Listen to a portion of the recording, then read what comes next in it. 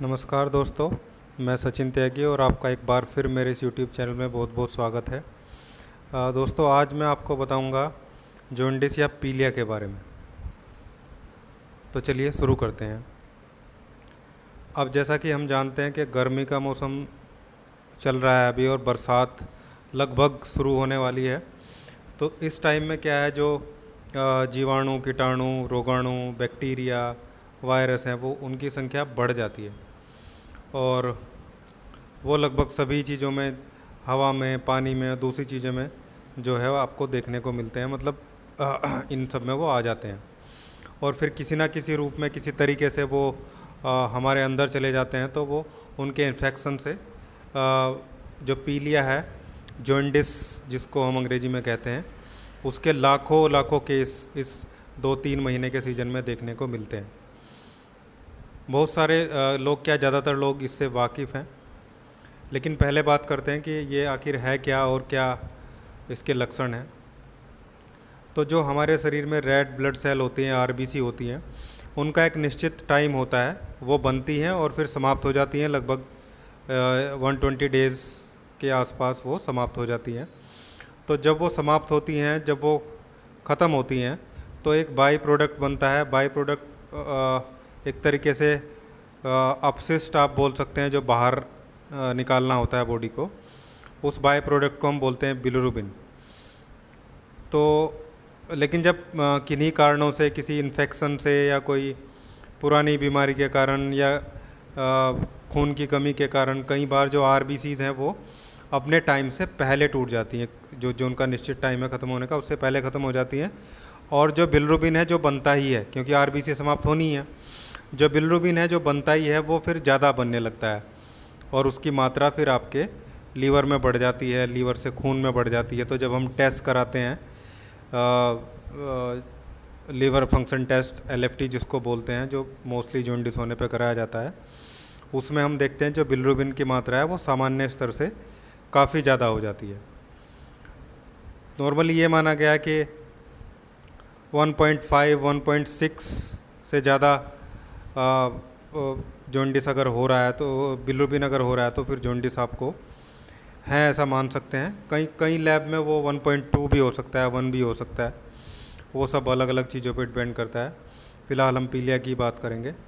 तो जो पीलिया है उसमें अगर मैं लक्षण की बात करूं, तो लक्षण में ये है कि जो रोगी है उसकी स्किन में पीलापन आ जाएगा। आँखों में जो जो वाइटिस पार्ट होता है, जो सफ़ेद पार्ट होता है, स्क्लेरा जिसको बोलते हैं, उसमें पीलापन आ जाएगा।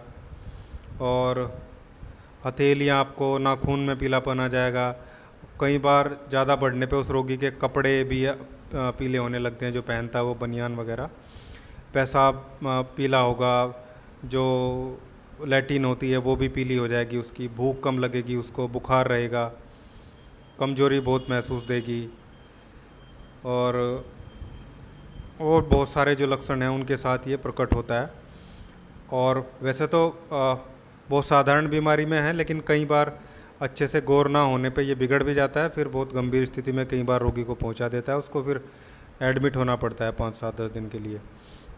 लेकिन हम सही से पहचान लें, सही से इलाज करें और पथ्य अपथ्य, मतलब क्या खाना है क्या नहीं खाना है, उसका ध्यान रखा जाए, तो आराम से इसको घर पे 15 से 20 दिन में ठीक किया जा सकता है।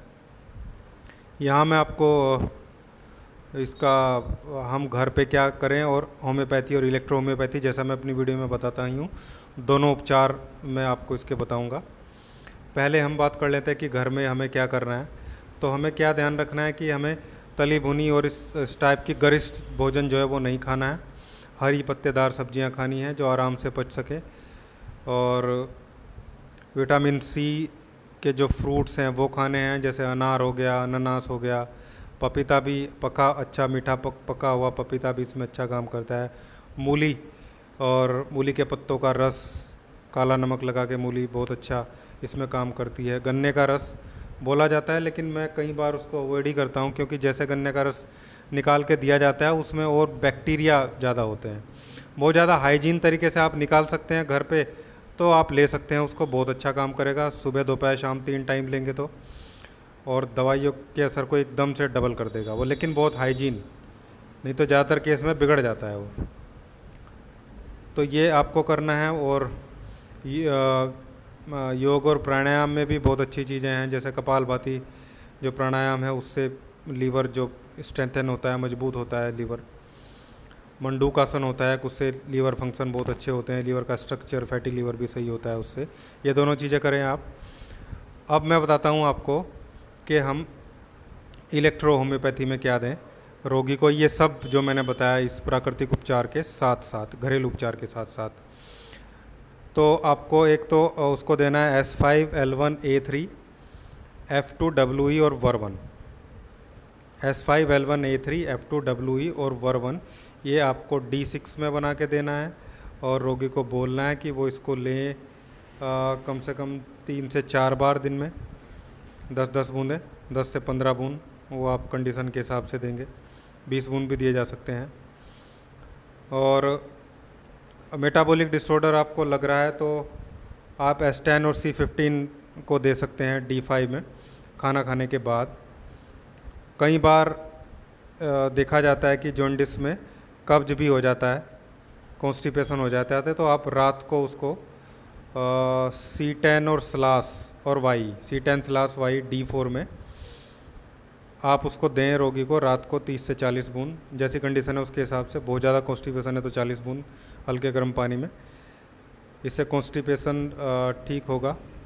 और प्लस स्लास जो है वो लीवर को भी मजबूत करता है, वाई भी लीवर की अच्छी रेमेडी है, तो ये आप देंगे। प्लस एक एक्सटर्नल यूज़ भी हमें करना है, वो हमें करना है A2, S5, C5, L1 और WE। ये आपको D4 में जो लीवर वाला एरिया होता है उस पर आपको लगाना है, पूरे लीवर एरिया पे।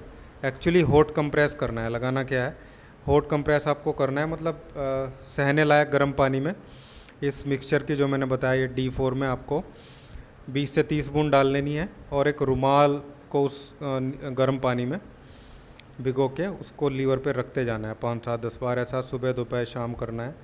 तो ऐसा करेंगे, मैंने देखा है बहुत सारे केसेस में कि 15 से 20 दिन में, जो अगर बहुत ज़्यादा प्रॉब्लम नहीं है, बहुत ज़्यादा दिक्कत नहीं है, बिलिरुबिन 8 से नीचे नीचे है, अगर 7 और 8 से नीचे नीचे है तो 1 महीने से पहले पहले वो ठीक हो जाएगा प्राकृतिक रूप से बिल्कुल, जिसमें कोई भी दिक्कत किसी टाइप की महसूस नहीं देगी रोगी को। धीरे धीरे बस उसको ध्यान रखना है खाने पीने की चीज़ों का, जो मैंने बताया।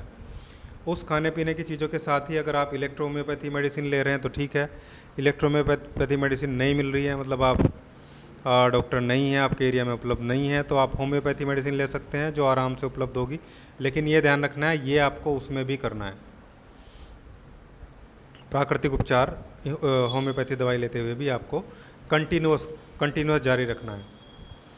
और यहाँ आप इसमें लगभग 4 मदर टिंचर होते हैं जिनको आप मिक्स कराएंगे।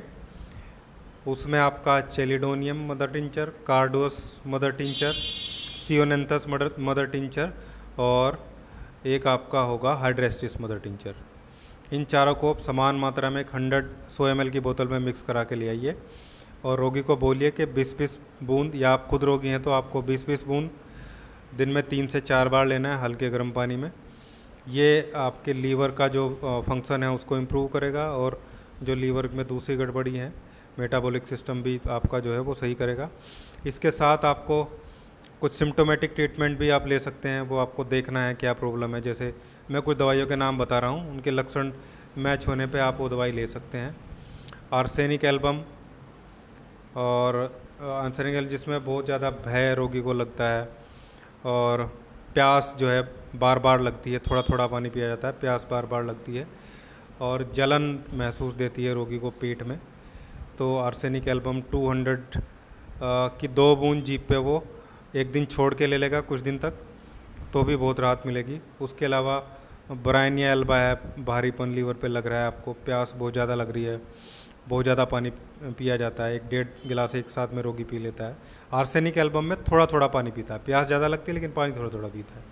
इसके अलावा लाइकोपोडियम है जो राइट साइडेड रेमेडी है, शरीर के दाहिने हिस्से पे काम करती है, लीवर भी दाहिनी साइड में होता है और लीवर की एक प्रधान रेमेडी भी जो आपकी ये लाइकोपोडियम होती है। लाइकोपोडियम 200 कि 4 गोली अगर गोली में है तो, नहीं तो 2 से 3 बूंद आप जीभ पे लेंगे रोज़, सुबह सुबह आप उसको लेना है। इसके अलावा पैरों में जलन, हाथों में जलन और बहुत सारे उसके लक्षणों के साथ कई बार सल्फ़र भी इसमें अच्छा काम करती है। एक और मेडिसिन है इसमें जो आपको, आप चाहें तो हर रोगी को वो दे सकते हैं, जो लीवर की बहुत अच्छी मेडिसिन है, नेट्रम सल्फ। ये आपको बायोकेमिक में लेनी है। जो बायोकेमिक होते हैं, बायोकेमिक मेडिसिन, उसमें आपको मिलेगी 6x पावर में आपको लेनी है। और इसकी 6 गोली, अगर बच्चा है तो 12 से 18 साल के बीच में तो 4 गोली, 18 साल से ऊपर है तो 6 गोली आपको दिन में 3 बार ये मुंह में डाल के चूसनी है। उसके बाद 1 घूंट हल्का गर्म पानी पी लेना है। तो ये ट्रीटमेंट आप होम्योपैथी में करेंगे, और वो जो मैंने आपको बताया प्राकृतिक उपचार, वो या फिर इलेक्ट्रोहोम्योपैथी, इससे आपका आराम से बिल्कुल प्राकृतिक हानि रहित तरीके से जॉन्डिस को आप ठीक कर सकते हैं। और इसमें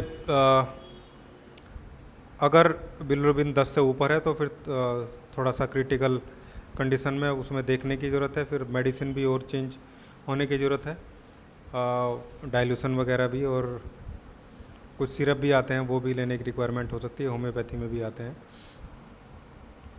लेकिन मैंने देखा है 10 तक तो आराम से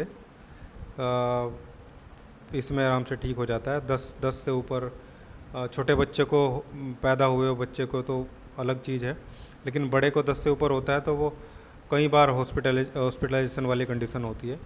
वहाँ ध्यान रखने की कंडीशन है कि रोगी की स्थिति बहुत ज़्यादा ख़राब ना हो, क्योंकि 10 से ऊपर होने पे बहुत ज़्यादा खुश्की चमड़ी में आ जाती है। आप चमड़ी को पकड़ के खींचेंगे तो वो वहीं की वहीं खींची रह जाती है उसी जगह ही। ये कंडीशन है तो कहीं ना कहीं उसको फ्लूइड लगाने की रिक्वायरमेंट होगी, फिर जिसको आईवी फ्लूइड जो हम बोलते हैं। खैर, लेकिन मैंने बताया जो आपको उपचार, इसको आप कीजिए। वीडियो कैसी लगी आपको ये बताइए, और कमेंट कीजिएगा। सब्सक्राइब नहीं किया है चैनल को तो सब्सक्राइब कीजिएगा। ऐसे ही मैं आपके लिए हर बार एक नई वीडियो लेके आऊँगा। धन्यवाद। Thank you.